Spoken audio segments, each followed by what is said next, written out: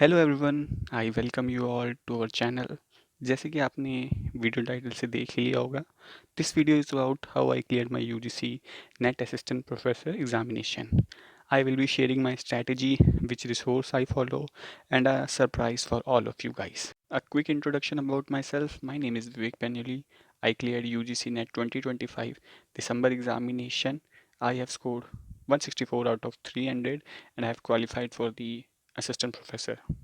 Talking about my background, I have done BCA and MCA, and after my master, I joined an IT company named as NCR Voix. 1.5 साल उधर काम करा, but then I decided to switch a career from corporate to academics, and ये कोई ऐसा random decision नहीं था। मुझे कॉलेज टाइम से एकेडमिक्स काफ़ी अच्छा लगता था, पढ़ना और पढ़ाना दोनों में बहुत मज़ा आता था। सो इसलिए I decided to move to academics. Okay, सोच तो लिया था मूव करना है, बट क्या पढ़ना है, कैसे पढ़ना है, कोई आइडिया नहीं था। ऊपर से 1.5 साल हो गए थे मुझे कंपनी में काम करे हुए, और 1.5 साल में एक बार भी टू बी ऑनेस्ट कॉपी नहीं खुली थी कुछ ऐसा एकेडमिक्स का पढ़ने के लिए। जो भी पढ़ना था वो सब अपनी जॉब या अपना जो भी काम है उससे रिलेटेड ही पढ़ना था। एज सच कोई एंट्रेंस एग्ज़ाम इसकी कोई प्रिपरेशन नहीं कर रहा था मैं। इन 1.5 साल में मेरा टेक स्टैक तो नो डाउट बहुत सॉलिड हो गया था। मैंने बहुत डिफरेंट डिफरेंट टेक स्टैक में काम करा हुआ है, इस पर कभी मैं किसी दिन और बात करूँगा। बट जो हमारे एंट्रेंस एग्ज़ाम होते हैं यूजीसी नेट, उसमें ऐसा सब कोई टेक स्टैक नहीं पूछते। उधर तो भाई आपकी थ्योरी चलती है जो आपने कॉलेजेस में पढ़ी होती है। तो बीच में ये 1.5 साल का एकेडमिक गैप आ गया था। और जब तक हम कॉलेजेस में थे तब तक तो ये है कि हर सेमेस्टर एग्जामिनेशन होते हैं तो हम चीज़ें पढ़ते रहते हैं, तो काइंड ऑफ हम उस इन्वायरमेंट में ही रहते हैं। बट जब हम जॉब कर रहे होते हैं या कोई दूसरा डोमेन में चले जाते हैं तो पढ़ना पढ़ाना वो सारी चीज़ें धीरे धीरे हम भूलते जाते हैं। तो मेरे लिए भी थोड़ा गैप पीरियड मुझे लगा कि जो कॉन्सेप्ट मेरे पहले से स्ट्रॉन्ग थे, जिन पे मेरी बहुत होल्ड होती थी कॉलेज के टाइम पे, ये थोड़ी थोड़ी वैनिश हो रही थी। और अब इतनी डेप्थ भी नहीं थी कॉन्सेप्ट को लेके जितनी पहले कॉलेज डेज में होती थी। अब थोड़ा थोड़ा ही कॉन्सेप्ट याद थे, इतना एज सच तो नहीं होता, क्योंकि सबको पता है कॉलेज के टाइम पे तो बस ऐसे ही रहते हैं कि पास होना है। एज सच कोई डेप्थ वेप्थ कॉन्सेप्ट को इतना लेके थी भी नहीं उस टाइम पे। तो मुझे थोड़ा यहाँ पर स्ट्रगल करना पड़ा, सारी चीज़ें फिर से शुरू करनी पड़ी, फिर से बैक टू ज़ीरो था। सारी चीज़ें रिवाइज करनी पड़ी, यहाँ पर सारी चीज़ें स्क्रैच से स्टार्ट करनी। थोड़ा कॉन्फिडेंस भी लो फील कर रहा था कि अब वैसा नहीं था कि होगा नहीं होगा, क्योंकि कोई टॉपिक इतना ऐसा जब याद नहीं है, कैसे शुरू होगा। ये सारे काफ़ी चैलेंजेस थे दिमाग में कि कैसे करेंगे क्या करेंगे। बट या ये सारी चीज़ें मैनेज कैसे हुई धीरे धीरे करके, उसी के रिगार्डिंग ये वीडियो है। सो बहुत हो गई मेरी story, let back to my strategy. And जो ये वीडियो पहली बार देख रहे हैं, जिनको अभी तक कोई आइडिया नहीं है यूजीसी नेट एग्जामिनेशन क्या होता है, उनके लिए जस्ट एक quick intro. UGC NET examination आपका PhD admissions, assistant professor admission and PhD plus stipend, जिसे आप जेआरएफ भी कहते हैं, उसके लिए होता है। सो इन शॉर्ट, पेपर 1 काम 3। सो इस पेपर में आपके दो पार्ट होते हैं, पेपर 1 एंड पेपर 2। पेपर 1 जो होता है जनरल जनरल स्टडीज़ होता है, बहुत सारे डिफरेंट टॉपिक्स होते हैं जो पेपर 1 के अंदर आते हैं। पेपर 1 सबका कॉमन होता है थ्रू आउट द डोमेन, चाहे आप किसी भी डोमेन से हो, आपका पेपर 1 सबके सेम टॉपिक्स होते हैं। पेपर 2 आपका स्पेसिफिक टू अ सब्जेक्ट होता है। जैसे फॉर एग्जांपल मैं कंप्यूटर साइंस से हूँ, तो मेरा पेपर 2 कंप्यूटर साइंस से होगा। हो सकता है कोई हिंदी में होगा, कोई इंग्लिश में, कोई संस्कृत में। तो जो भी जिसका डोमेन या सब्जेक्ट होगा उसके हिसाब से उसका पेपर 2 आएगा। सो हम स्टार्ट करेंगे सबसे पहले पेपर 2 के बारे में डिस्कस करना। पेपर 1 के बारे में हम थोड़ा देर में बाद डिस्कस करेंगे। पेपर 2 के लिए नो डाउट बहुत अच्छे अच्छे रिसोर्स हैं यूट्यूब पे, और काफ़ी अच्छे अच्छे कोर्सेज़ में जो पेपर 2 पढ़ाते हैं, और सब अच्छे हैं। लेकिन जब मैंने पेपर 2 पढ़ना स्टार्ट करा, मैंने काफ़ियों की वीडियोस देखी, उनका टीचिंग स्टाइल देखे, बहुत सबके मुझे अच्छे लगे। लेकिन बात ये थी कि मैंने बीसीए और एमसीए के टाइम से ही संजय सर की वीडियोस देखता था यूट्यूब पे। उन्होंने काफ़ी सारी वीडियोस बनाई है यूट्यूब पे रिगार्डिंग आपका जितना भी एसीएस के टॉपिक्स है उनके बारे में।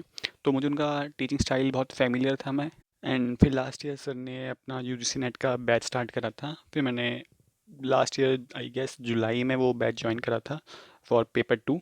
एंड उसी बैच में आपका पेपर 2 एंड पेपर 1 दोनों थे, बट जब मैंने ज्वाइन करा था तब मैंने मोर फोकस मेरा पेपर 2 ही था। और सर की बहुत अच्छी वीडियोस थी उस पर, काफ़ी मैंने पूरा पेपर 2 लगभग लगभग 80 to 90% मैं कह सकता हूँ पेपर 2 मैंने सर से ही करा था। अगर मैं कोर्स का रिव्यू बताऊँ तो इसमें आपको सारा कंटेंट मिल जाएगा। सारे टॉपिक्स पे मिल जाएंगे। सारी रिकॉर्डेड वीडियो मिल जाएगी सर की हर टॉपिक के ऊपर। और आपको यहाँ पर टॉपिक वाइज PYQs मिल जाएंगे जो बहुत सॉलिड चीज़ है।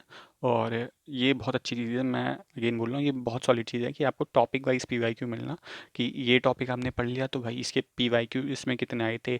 सपोज़ आपने ग्राफ पढ़ लिया, तो अगर आपको ग्राफ के क्वेश्चन लगाने कि भाई हाँ ग्राफ में PYQs नेट में कैसे कैसे पूछे गए, तो आप ग्राफ के PYQ लगा सकते हो, अपना लेवल देख सकते हो कि भाई मुझे कितना करना है या कितना नहीं करना है। वो सारी चीज़ें आप अपने आप कर सकते हो PYQ देख देख के। तो PYQ एनालिसिस आपको कोई टेंशन नहीं लेनी पड़ेगी पेपर 2 के लिए। और यहाँ पर हर टॉपिक के कितने टॉपिक से कितने क्वेश्चन पूछे जाते हैं वो सारी वेटेज यहाँ पर प्रोवाइडेड है, कि कौन सा टॉपिक सबसे इंपॉर्टेंट है, किससे सबसे कम क्वेश्चन पूछे जा रहे हैं। और ये सारी चीज़ें एनालिसिस आपको सारा इसी के अंदर मिल जाएगा। और स्ट्रक्चर एनालिसिस है हर चीज़ का। ये कुछ की पॉइंट्स थे इस कोर्स के जो काफ़ी अच्छे थे। एंड कुछ चीज़ें जो आगे चल के इस कोर्स को और थोड़ा यूनिक बनाएंगी वो है इनकी PYQ वीडियो सोल्यूशन। तो जैसे क्या होता है आपका PYQ होता है, PYQ का एक सोल्यूशन होता है। जनरली क्या होता है आपको ऑप्शन या नीचे कोई भी ChatGPT बेस्ड आंसर दे देंगे कि भाई ये क्यों था, सिंपल सा ऐसा आंसर। लेकिन इसमें क्या है आपको PYQ के सोल्यूशन भी मिलेंगे, वीडियो सोल्यूशन। तो वो मुझे काफ़ी अच्छा लगा कि जो भी मैं क्वेश्चन कर रहा हूँ नीचे पढ़ा, पहले आंसर पढ़ा, अगर आंसर समझ नहीं आ रहा कैसे हुआ तो आप वीडियो सोल्यूशन भी दे सकते हो, जहाँ पर वो बताते हैं कि भाई कैसे करना है क्या करना है। आगे नहीं, ये सारे क्वेश्चंस के लिए नहीं है, कुछ लिमिटेड सेट ऑफ क्वेश्चन है। तो जो भी ये वीडियोस बना रहे हैं hats off to you guys, बहुत अच्छा काम कर रहे हैं आप लोग। और ये PYQ वीडियो सोल्यूशन से कुछ नए टॉपिक भी सीखने को मिलते हैं। हो सकता है आपने कुछ कंटेंट में या क्वेश्चन में आपने को लगा कि यार इसमें तो ये वाला फॉर्मूला लगाना था, पर जब आपने वीडियो सोल्यूशन देखी तो आपको लगा नहीं यार इसमें ये वाला लग रहा है, इसमें ऐसे भी हो सकता है क्वेश्चन का आंसर। तो ये काफ़ी अच्छी चीज़ थी। ऐसा नहीं था कि हम सिर्फ इसमें रिकॉर्डेड वीडियोज़ थी कि आप बस वीडियोज़ देखते रहो, आपको कुछ लाइव सेशन नहीं हो रहा। इसमें हर दिन आई गेस हमारी एक क्लास होती थी 1 से 1.5 घंटे की। और उसमें बताते थे कि कोई भी टॉपिक होता था स्क्रैच से स्टार्ट करते थे। आपकी मर्ज़ी, आप रिकॉर्डेड देखना चाहो लाइव लेक्चर देखना चाहो टोटली आपकी है। मैं रिकॉर्डेड को ही प्रेफर करता था क्योंकि रिकॉर्डेड वीडियो संचित सर की है। लाइव लेक्चर्स में दूसरे सर पढ़ाते हैं, अगेन वो भी बहुत अच्छे हैं, वो भी बहुत अच्छा पढ़ा। बस मेरा ये था कि मैं पहले से ही जैसे बताया कि कॉलेज टाइम से सर की वीडियोस देखता था, तो इसलिए थोड़ी फैमिलियरिटी ज़्यादा थी सर की वीडियोस के साथ, सर के कॉन्सेप्ट पढ़ाने के तरीके के साथ। इसलिए फिर मैं सर की रिकॉर्डेड वीडियोस देखता था। एंड वो भी काफ़ी अच्छे थे और लाइव वीडियोस भी काफ़ी अच्छे हैं, आप दोनों देख सकते हो। आपको लाइव देखना है, लाइव कुछ क्वेश्चन पूछना है तो आप लाइव पूछ सकते हो। आपका रिकॉर्डेड वीडियो से काम चल रहा है, आपका कॉन्सेप्ट समझ आ रहा है तो वो भी चल सकता है, दोनों ही बेस्ट है। बात करूँ elephant in the room paper 1, जो भी ये वीडियो देख रहे होंगे आई गेस आप सब कंप्यूटर साइंस बैकग्राउंड से होंगे। तो concept like research, higher education, environment, teaching aptitude, ये थोड़े आपको लग सकते हैं कि ये थोड़े लेंदी, थोड़ा थ्योरेटिकल, ये थोड़ा ज़्यादा लग सकते हैं। क्योंकि हमारा CS में तो जनरली रूल बेस्ड सारी चीज़ें होती हैं कि आपके पास रूल्स हैं, सेट ऑफ रूल्स हैं, उन्हीं में आपको कोई क्वेश्चन करना है तो उन्हीं सेट ऑफ रूल्स से आप आंसर निकाल सकते हो। इसमें आपको कोई ऐसा रूल बेस्ड नहीं होने वाला, आपको थ्योरी पढ़नी पड़ेगी, थ्योरी समझनी पड़ेगी, उसके बाद आप क्वेश्चन को अटैम्प्ट करोगे। तो यहाँ पर कोई आपको फॉर्मूला बेस्ड अप्रोच नहीं मिलने वाला। यहाँ पर आपको बिल्कुल थ्योरी पढ़नी है, थ्योरी समझनी है, उसके बाद अटैम्प्ट करने वाला है। जी स्ट्रैटेजी चलती है यहाँ पर। पेपर 1 के लिए मैंने एट द 24/7 की वीडियोस देखी थी। For higher education, teaching aptitude, communication, ये मैंने एट द 24/7 से देखी थी। एक मशहूर सर हैं जो हायर एजुकेशन और एनवायरनमेंट पढ़ाते हैं, काफ़ी अच्छा पढ़ाते हैं और काफ़ी अच्छे से समझाते हैं। और एक अनुप्रिया मैम है जो कम्युनिकेशन पढ़ाती हैं, काफ़ी अच्छे से समझाती हैं। तो हाँ, तो एट द 24/7 से मेरे जो कोर कॉन्सेप्ट थे वो मैंने एट द 24/7 से पेपर 1 के लिए देखे थे। और इनका बस थोड़ा मुझे लगा कि थ्योरी थोड़ी ज़्यादा रखते हैं और लेंदी होती हैं videos, but again it's my analysis. अगर आपको थोड़ा लेंदी, थोड़ा ज़्यादा देखना है, थोड़ा इन डेप्थ में समझना है चीज़ें, तो आप देख सकते हो, but totally up to you.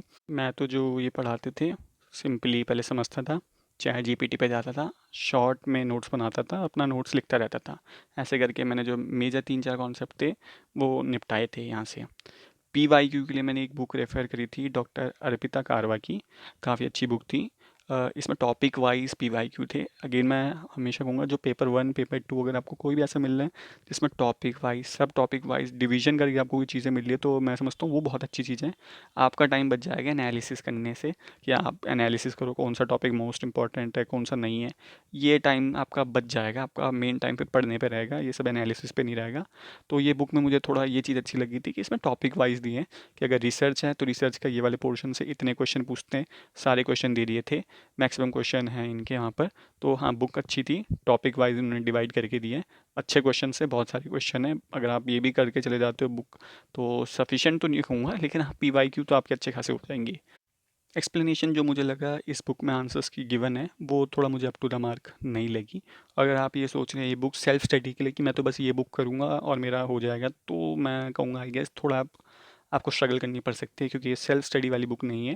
PYQ बहुत अच्छे हैं, नो डाउट। PYQ देखो, PYQ करो। अगर बुक भी नहीं लेनी तो बहुत सारे यूट्यूब में फ्री चैनल हैं जो मैराथॉन्स करवाते हैं PYQ के लिए, आप वो भी देख सकते हो। इट्स अप टू यू, जैसे आपको देखना है, बट PYQ करो। सबसे इंपॉर्टेंट ये है पेपर वन के लिए, PYQs। एंड लास्ट मैं बात करना चाहूँगा भरत सर की। टू बी ऑनेस्ट, मुझे थोड़ा देर में पता चला कि पेपर वन के रियल चैंपियन तो सर हैं। मैं इधर उधर बस घूमता रहा कि भाई कहीं से कुछ मिल जाए, कहीं से कुछ मिल जाए। बट पेपर वन का मुझे भी इनके, मैंने कुछ टॉपिक्स थे जो इनके देखे थे, रिसर्च एप्टीट्यूड काफ़ी अच्छा लगा था, काफ़ी अच्छे से पढ़ाते हैं ये भी। एंड मैंने इनका सिर्फ यूट्यूब से ही पढ़ा था और कोई पेड कोर्स नहीं लिया था। और अप टू यू, अगर आपको इनसे पढ़ना है, किसी और से पढ़ना है, किससे भी पढ़ना है, आप किसी से भी पढ़ो। एक बार अपना बस बेस बना लो, कॉन्सेप्ट का बेस बन गया, उसके बाद PYQs करो।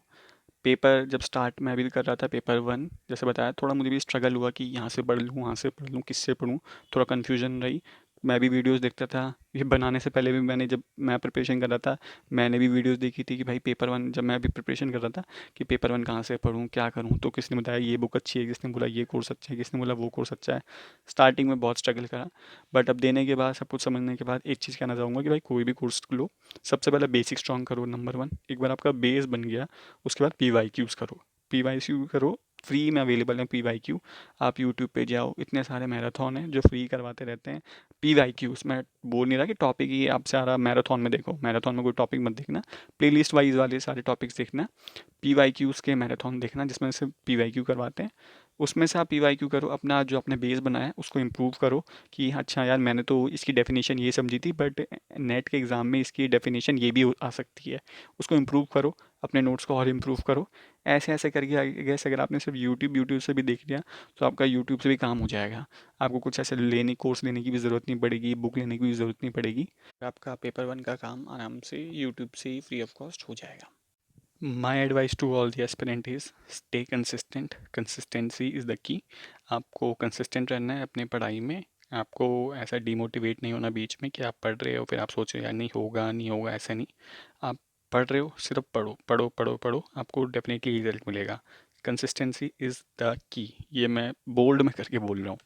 और रिवाइज़ करो रेगुलर, जो भी आप कॉन्सेप्ट पढ़ रहे हो रिवाइज़ करते रहो। ऐसे नहीं होना चाहिए कि इस महीने कुछ पढ़ा, अगले महीने देखा तो जो पिछले महीने पढ़ा था सब भूल गए।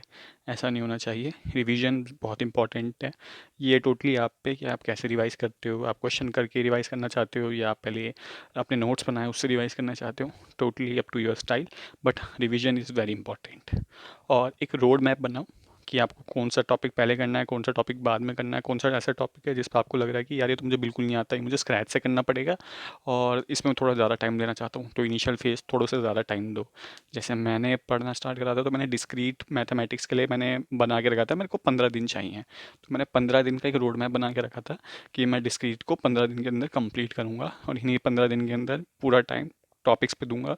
टॉपिक्स क्या हैं, कैसे आ रहे हैं क्वेश्चन, और क्वेश्चन करूँगा। ऐसे करके मैंने एक रोड मैप बनाया था कि 15 दिन का, और ट्राई कर रहा था कि इस पे स्टिक रहूँ, इस पे कंसिस्टेंट रहूँ, और ऐसे करके ये रिज़ल्ट निकलते हैं।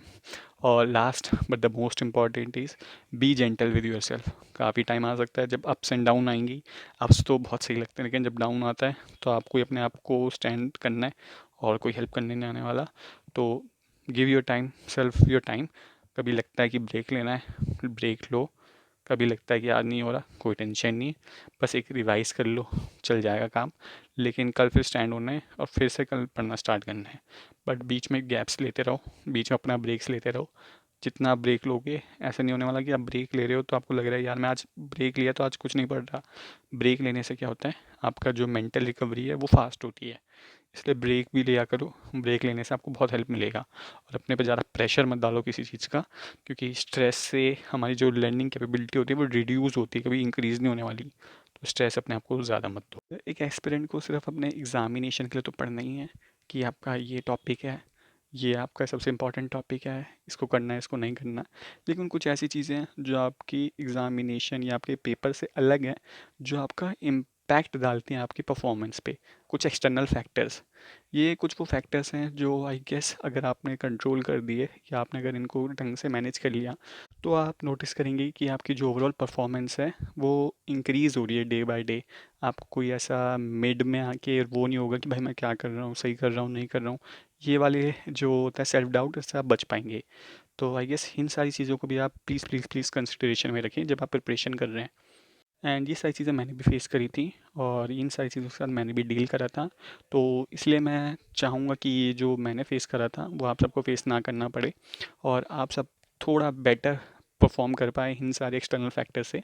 तो मैं एक कम्युनिटी बनाने का स्टार्ट कर रहा हूँ, जिसमें मैं पेयर मोटिवेशन कि आप सारे ग्रुप्स में होंगे और जिसमें हम सब एक दूसरे को मोटिवेट कर पाएंगे। प्रोग्रेस डिस्कशन कि आप अपनी प्रोग्रेस शेयर कर पाओगे कि भाई मैंने आज इतना पढ़ा, कल मैंने इतना पढ़ा था, आज मेरे से ये क्वेश्चन हो रहे हैं या आज मेरे से ये क्वेश्चन नहीं हो पा रहे, सब आप डिस्कस कर पाओगे।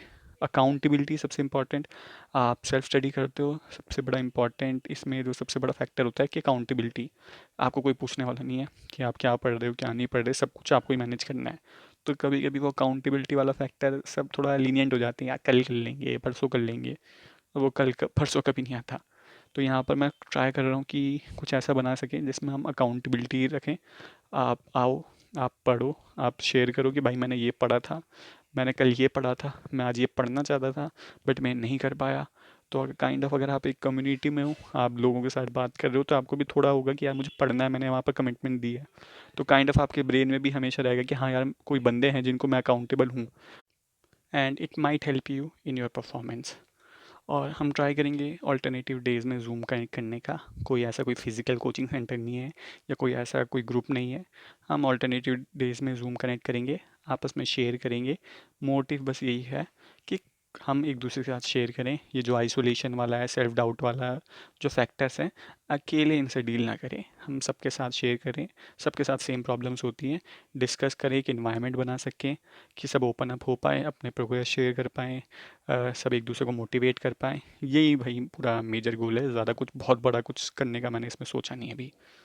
एंड ये फ्री ऑफ कॉस्ट है, इसका कोई चार्ज नहीं है। बट हाँ, इसका बैच साइज़ है, इसका बैच साइज़ में सिर्फ स्टार्टिंग फेज़ में 10 स्टूडेंट हैं। हम लिमिटेड 10 स्टूडेंट के साथ एक्सपेरिमेंट काइंड ऑफ करेंगे। अगर हमें लगता है कि ये चीज़ सही चल रही है, प्रोग्रेस दिख रही है, तब हम इसको ग्रो अप करेंगे और इसको एक्सपेंड करेंगे। बट इनिशियली फ़ेज़ में सिर्फ 10 एस्पिरेंट के साथ चलेंगे। और इसमें जो कौन किसको पार्टिसिपेट करना है या किसको पार्ट बनना है, तो लिंक डिस्क्रिप्शन में, आप उसे जाइए, गूगल फॉर्म को फिल करिए, अपनी डिटेल्स भरिए। Based on your response you will be prioritize, जैसे आपका रिस्पॉन्स रहता है। और उस प्रायोरिटी में जो भी नोटिफिकेशन या जो भी आपको फर्दर इन्फॉर्मेशन होगी आपको मेल पे ही शेयर कर दी जाएगी। तो या यही है कि भाई हम कुछ स्टार्ट करने वाले हैं कम्युनिटी। तो फ्री ऑफ कॉस्ट है, कोई भी आ सकता है, कोई भी ज्वाइन कर सकता है, zero charges and all. But हाँ, बैच साइज़ का जैसे बताया कि 10 है। तो आप जितना जल्दी हो सकता है फॉर्म फिल करिए, हम रीड करेंगे, रिस्पॉन्स देखेंगे कि भाई कैसा आ रहा है, क्या रीज़न है, और उसके बेसिस पे हम प्रायोरिटाइज़ करेंगे और जो भी फर्दर इन्फॉर्मेशन होगी आपको मेल पे ही शेयर कर देंगे। Thank you all for watching till the end. अगर कोई भी डाउट है आप कमेंट सेक्शन में डाल सकते हो, पूरा ट्राई करूँगा कमेंट रीड करने का, उनका आंसर करने का, और जो भी हेल्प बन सकती है मेरी तरफ से पूरी ट्राई करूँगा हेल्प करने की। So thank you all, bye bye.